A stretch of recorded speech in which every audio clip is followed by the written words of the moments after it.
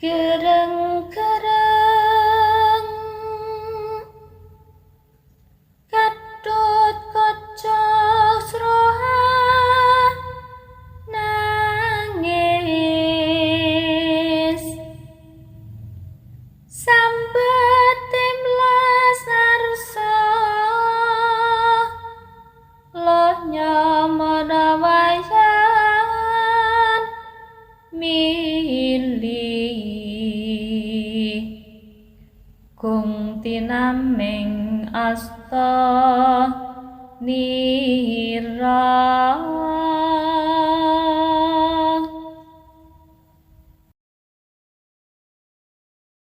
nadyan silih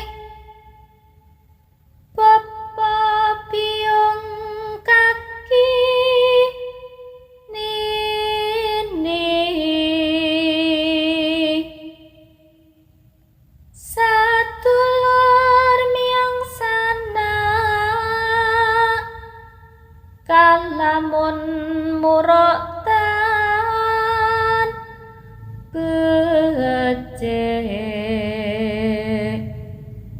nora pantes yen den nuta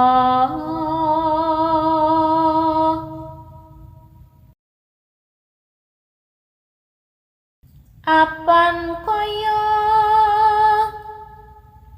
mangkono wategan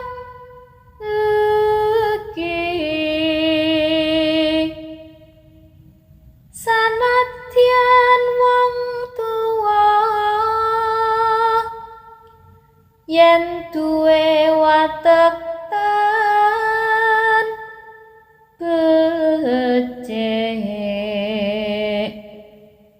miwah tindak tan prayoga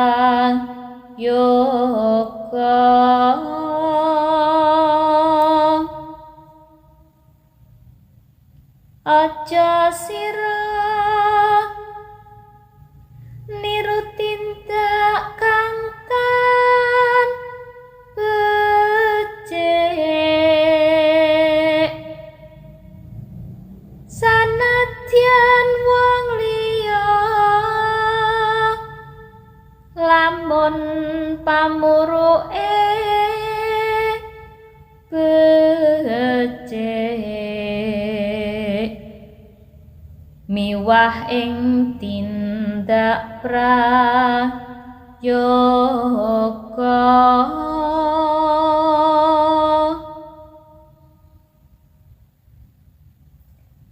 iku pantes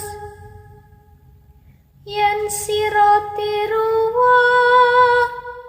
kaki